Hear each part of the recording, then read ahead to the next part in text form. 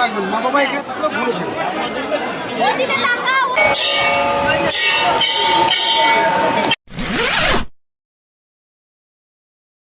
আজ আমরা সপরিবারে চলে এসেছি খড়দার বিখ্যাত শ্যামের মন্দিরে। কিন্তু কেন এসেছি তা জানতে হলে পুরো ব্লগটা অবশ্যই দেখো। জানো, এই দিনটা আমাদের গোটা পরিবারের কাছে খুব বিশেষ এবং আনন্দের দিন। মন্দিরের প্রবেশ করতে করতেই মন্দিরটি দেখলাম অপরূপ সুন্দর। আমি আগে কখনো আসিনি, তবে এই প্রথমবার এসেই প্রথমে রাধারানী এবং শ্যামের অপূর্ব দর্শন করলাম। আজকে কেন এলাম এবার বলি। এই যে আমার দিদি আর জামাইবাবু আর তাদের ছোট্ট পরী, অর্থাৎ আমার দিদির মেয়ের আজকে অন্নপ্রাশন, তাই ওর জন্যই এই মন্দিরে আসা। এই নাট মন্দিরে যত লোকজনের ভিড় দেখছো না, সবাই অপেক্ষা করছিল কখন ভোগারতি শেষ হবে এবং তাদের ছোট্ট সদস্যর মুখে প্রসাদ হবে। তাই আমরাও সবাই মিলে গোল হয়ে বসে অপেক্ষা করছি কখন ভোগারতি শেষ হয়ে আমাদের ছোট্ট পরিটার মুখে প্রসাদ হবে।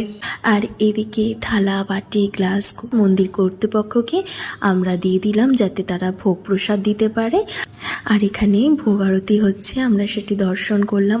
অপূর্ব এই ভোগারতি, মন প্রাণ একেবারেই ভরে গেল। যেহেতু ভোগারতির পরেই মুখে প্রসাদ হবে, তাই আমরা আমাদের পুচকুকে রেডি করিয়ে নিচ্ছি। এদিকে দেখো ওর কাণ্ড, ও কিন্তু একেবারে ঘুমিয়ে পড়েছে অপেক্ষা করতে করতে।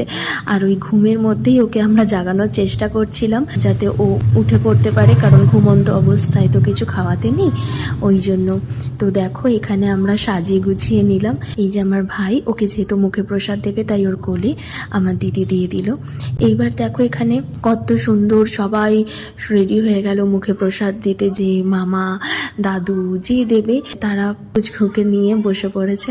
চারিদিকের এই সুন্দর মুহূর্তগুলো দেখতে এত ভালো লাগছিল। এই দেখো ভোগ, মন্দির কর্তৃপক্ষ কি সুন্দর থালা সাজিয়ে দিয়েছে শ্রীকৃষ্ণের মহাপ্রসাদ দিয়ে।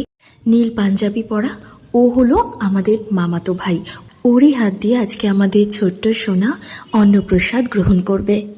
এই যে এই সুন্দর মুহূর্তটা যার জন্য আমরা এতদিন অপেক্ষা করছিলাম, এই সময়টায় আমাদের সোনা কিন্তু একদম কাঁদেনি, একেবারে লক্ষ্মী শান্ত মেয়ে হয়ে চুপটি করে বসেছিল তার মামার কোলে। এই মন্দিরের যেখানে ভোগ খাওয়ানো হয় সেই জায়গায় আমরা সবাই চলে এলাম। আজকের মতো এই পর্যন্তই। এর পরের ভিডিওতে আমি শেয়ার করব যে মন্দির থেকে সেই দিন আমরা কি কি ভোগ খেয়েছিলাম।